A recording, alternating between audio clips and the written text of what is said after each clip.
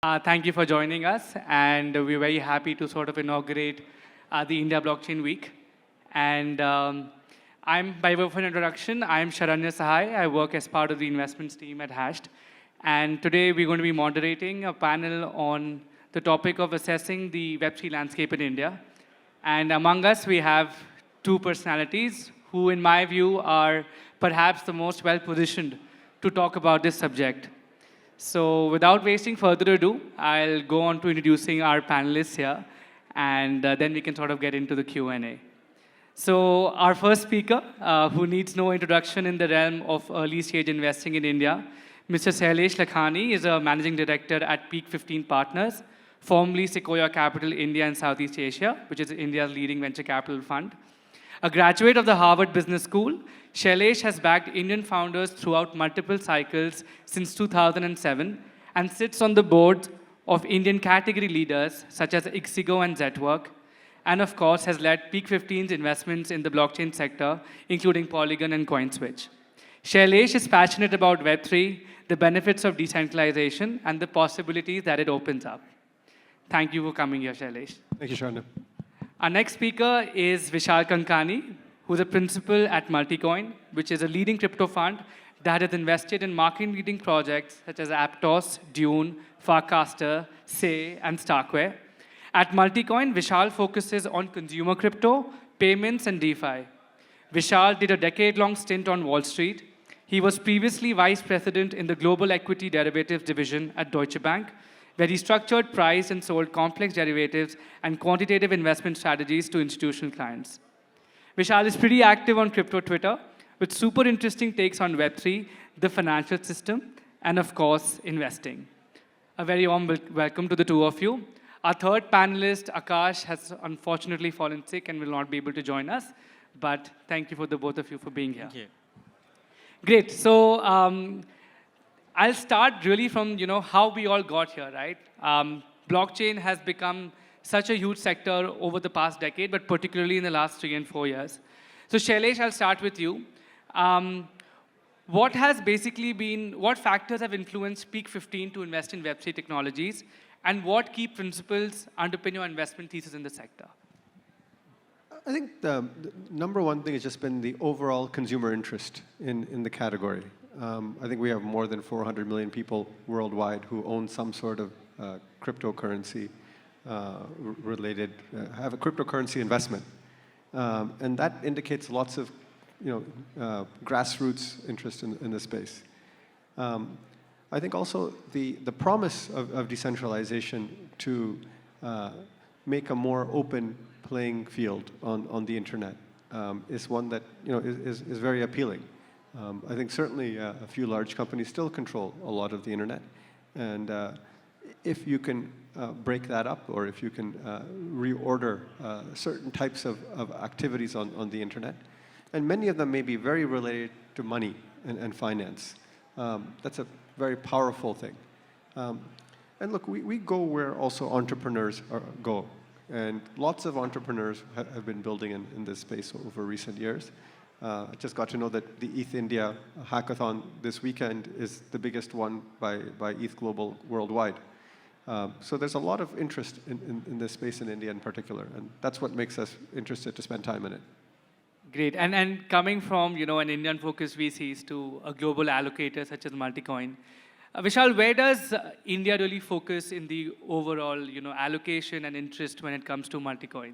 Would love to know your thoughts on the same. Yeah, I can start with a little bit of background of why Multicoin does crypto first, and then where I fit in, and then I can come to India. Sure. So Multicoin started in like 2017, and the real promise was blockchains are a substrate where anybody can develop stuff. I mean, obviously it started with Bitcoin. It had a certain legacy. I got interested in Bitcoin. But having worked on Wall Street, I just realized the internal plumbing is broken. Like, it's like, I tell it to people, it's like Neo, once you see the matrix, you cannot unsee it. So to me, like, the financial infrastructure is not the internet financial infrastructure. It will come. It's not a question of if, it's a question of when. How it comes, I don't know. How long it takes, I don't have a strong opinion. So that's one. And then when I kept going down the rabbit hole after DeFi, I found this thing what people call DAOs. And I was like, blockchains are providing a substrate again for not only anybody to innovate and write code, but also to contribute to certain things and coordinate globally on building different things. Maybe later in the talk we can talk about DeepIn or something like that. So to me, like, it's just literally what Shailesh basically said. Like, the current internet is controlled by a bunch of small group of companies, and here we have a shot at actually decentralizing it and bringing innovation, honestly, throughout the world. You don't have to be in San Francisco to be building the next unicorn. You could be in Bangalore, for example. So that's the context. Why India? So first, we are long crypto. Second, I think not even related to crypto. You can work from anywhere in the world today. That's just a fact. So I have no reason to believe that the next wave of innovation should come from London, New York, and San Francisco. It could come from Bangalore, Indore, like anywhere. And we have seen some companies like Gem, I think a few years back, was sold to OpenSea. Like, that's a success story for India, I think. So I do believe that people can build from anywhere. Third, we have a young demographic, English-speaking country. And I mean, there are a bunch of statistics I think you guys showed today. Like, number of open source developers are increasing. Like, there's a difference between quality and quantity, and it will over time improve, I think. So that's the bet. I mean, again, VC is, I mean, Shailesh can tell you better than me, is about being early, being contrarian, but eventually being right. I don't know we'll be right or not. There's a lot of work India has to do, Indian developers have to do, Indian investors have to do. But there is a chance, and I am in the business of taking that chance. So I do believe that's why India is well positioned. And second, there was this book written by, I don't remember the author, called We Are Like That Only. It was written by some McKinsey consultant. I read it like 12 years back. It said, like, you know, when India did trade liberalization, Coca-Cola came, Pepsi came, all of them came and failed miserably. And the learning was Indian consumer is very complex. I cannot build a company from anywhere in the world for an Indian consumer. That founder has to be in India. They need to understand cricket. They need to understand religion. They need to understand Bollywood. And that's why we are long India. Great. I think very, very fair and reasonable points. And while all of us are long India, we've been through this sort of, bear market where activity has sort of slowed down, the attention has sort of come down, barring this month, of course. So, Shailesh, where do you think are the pockets of activity that still exist? What are the subsectors that excite you? And how do you see that evolve over the next 2 to 5 years? So within blockchain, I think Bitcoin has probably become something that is accepted and trusted in many places around the world, and likely in India as well. What we see from the exchanges and on-ramps we're involved with is that it's taken an increasing share of people who are getting into the space, which is good to see. As in one core digital asset that lots of people have belief in and fulfills what it's supposed to do is a very good place to start. But for that to become much more mainstream, the area that we think we'll need to develop a lot is institutional infrastructure around it, to make it easier for people, for larger institutions to get involved and make it more accessible to many more people. We think that will be an important area of investment. Second area that we're spending a lot of time on is the consumer applications that will be built on blockchains. We think now that there is enough infrastructure out there that it's not fair to say that the infra does not let my application scale anymore as an app developer. And how people use these capabilities to build things that consumers really, really want is another area that we're quite focused on. Got it. And Vishal, does that change for you, despite the fact that you may be looking at a lot more geographies in addition to India? Like, where do you think are the activities, in terms of subsectors, and how do you see that evolve? Would love to have obviously an Indian color to it, but in general, how are you seeing the scene? The question is, what are the pocket of activities that excite me in India? Yeah. So I think because just we have too many devs, we may not be at the forefront today. Like, we have Polygon as one example that we can build. But building, honestly, a Polygon every time is a very tall order. But like building a developer infrastructure, like I have just met a bunch of devs in Bangalore who are working for the globe and building dev infra. I think that generally will see a lot of positive outcomes from India. The second would be on the consumer side. and financial interaction. So like, again, going back to blockchain, crypto, it's all about value transfer, not information transfer. So the way we can, India already actually, I think, has the best digital infra when it comes to payments internally, but like giving access to different types of financial instruments is something I think crypto can actually become a very good thing in. And the third thing is consumer social. It's extremely freaking hard to predict, but we are seeing stuff like Friendtech and others in the US side right now, but like Indian consumer social has its own flavor, and the space needs to mature, but I think we can just have our consumer social applications. And India is actually in the comments of a bunch of Twitter people, so India is also redefining the culture of the world, so I do see some probability. Got it. And I think the broader dialogue really becomes as to why do we need blockchain, right? A lot of times the mainstream media is like, why do we need blockchain? So would love to know from you that what have you thought of as the key use cases for this kind of technology and where it can sort of find its way, where people really don't even realize that they're interacting with the blockchain in the first place, but it exists and it's very, very important. So if you could just share your thoughts on that, that would be super helpful. I think we all know what the benefits of building on blockchain are, so we won't repeat those. But if I knew that, I'd go do it. Like if someone knows how to use this technology in a better way, that's the holy grail of everything here. That's what we're looking for. We don't have a really strong perspective on this. It could be a game, it could be a social app, it could be a payment application, it could be all sorts of things. It is probably something that initially doesn't look like a very large application that sort of sneakily grows. But I don't know. Got it. Vishal? I'll first, like, just at a very, very, very meta level, blockchains are basically automating trust. Like, first you have to believe somebody, and that just amount of friction. I just think basically automating stuff and trust in itself is like a very, very big use case. And it will show up, like, crypto is very boring. Some people think of crypto as a very sexy technology. I don't think it is. I think it is supposed to be very boring and mostly behind that powers the systems.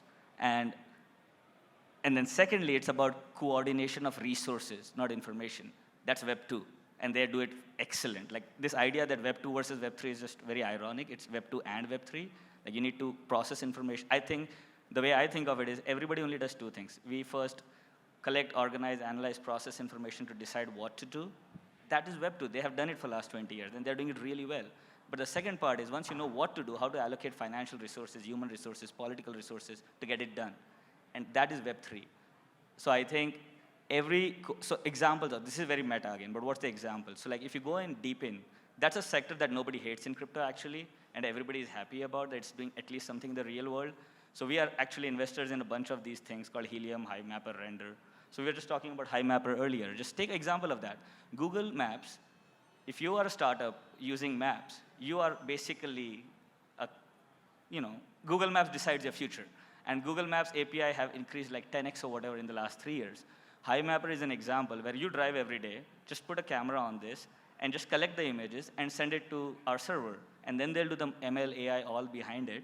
And they will create a 10x cheaper product. They actually are, I think already have, but if not, they are very close to signing enterprise customers who are like, everybody on the world knows.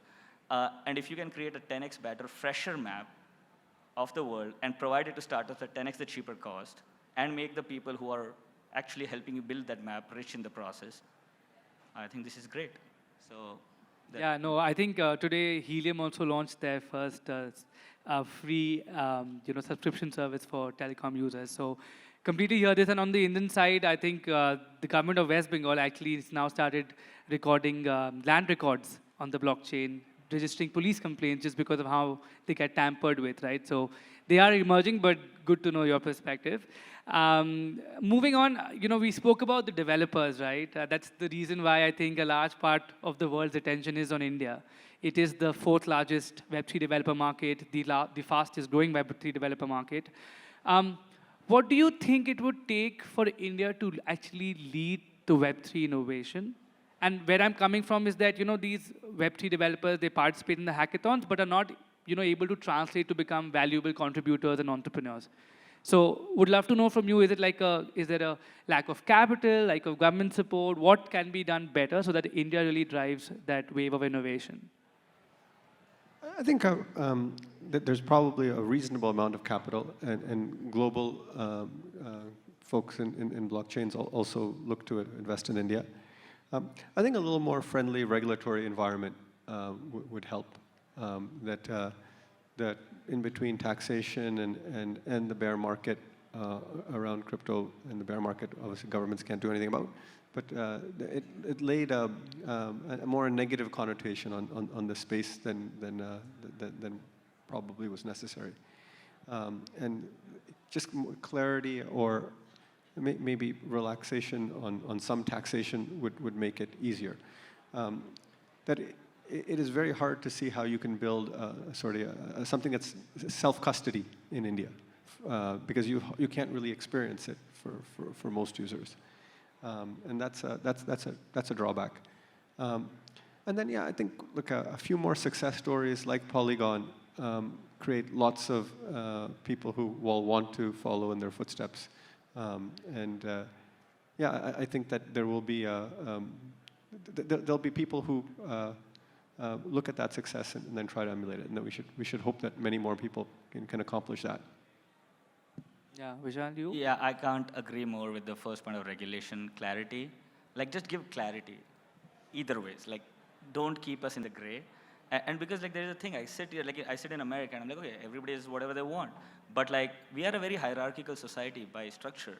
We are like, okay, mummy kya bolegi, papa kya kahenge types, right? And we just don't take that jump. But, like, I'm glad, like, stuff like Polygon has put us on the map.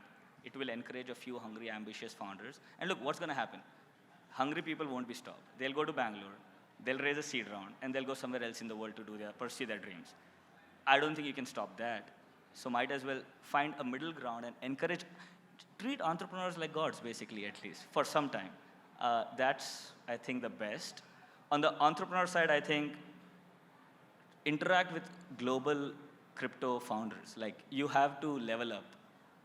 The level of maturity in the West is at a different level. That's just a fact. So there's a work we also need to put in at a developer level, how to, like, increase education and nurture that ambition. And then on the capital side, I think there is capital, like as Shailesh said, like, capital wants entrepreneurs, wants regulatory clarity. So that's it. Great. I think some very, very, useful insights, particularly on the fact of the maturity bit, right? Like, build serious applications, go with that ferocious, ambition that's Indian as well as global. I think that's a very, very relevant point. And talking about capital, and given that we're almost at time here, you guys are at the forefront of conversations with your investors and LPs. What is their view, because typically I don't know, and this is somebody who's not had the kind of experience, the depth of, view of what they would have for Web3 in India. Like, is that something that's within their mind share, or it's largely a geographical contribution versus a sectoral contribution? I think folks want us to explore. Investors want us to explore this space. They don't have a very strong perspective on it, and the regulation part also concerns them. But we probably get much more questions on blockchain investments out of curiosity than we do on practically anything else when we talk to our investors. Very interesting. And to you, of course, it's a sectoral fund eventually, but do they talk to you a lot about emerging markets, or the thesis is that wherever there are good entrepreneurs, we will be there? Yeah, we invest everywhere. But what I can talk is about my peer VC funds in the West, and they are all wants to invest in India. Like that's the bottom line in the spirit of time. They all, at a very high level, buy the macro thesis. But yes, as I said before, we also in India have to step up and match that expectations. Great. Thank you so much for your time. Maybe we could just have the last couple of minutes. If there's anybody in the audience who has a question, maybe we could touch upon that. And if not, then we can sort of conclude. Yes, sir? What is the mindset that the investors would look at, especially with the any metaverse development company has to have a POC or clients onboarded, right? So what is the mindset from an investor when they're investing in a metaverse startup? Either case, either case. Want me to go first? I don't think it's debatable among at least people who are in the industry that metaverse is inevitable. Depends how, like in a way, metaverse is Twitter. Twitter is metaverse. It's the low fidelity version of that. I just think we are very far. It's not just lines of code. You need hardware for that. You need software for that. You need social acceptance around what variables will you put on the system. I think it's going to take years and years. So an entrepreneur who can come with a real understanding, like, look, this is a 20-year thing, but this is what the 2-year roadmap looks like, then the 5-year, and like just, it's a marathon, not a sprint. So we want founders who can explain us that. Got it. Any other questions? Yes. Not a lot of checks were written in 2023. But what do you think of 2024, given that I think everything with Bitcoin increasing, people are saying that the bull run, even in the previous panel, they were talking about it. What are your thoughts on that? I have no idea. This is so impossible to predict. As in, if you asked us at the beginning of the year what we would invest in through the course of the year, we don't know. It all depends on, everything's a bottoms-up evaluation. And it might be a lot, it might be very little. It's just super hard to tell. I'm sorry, I don't have a crystal ball at all to make any guess. Great. I think we're out of time here. Thank you so much, Vishal and Shailesh, for doing this for us. And thank you, audience, for being such a patient listener. Thank you.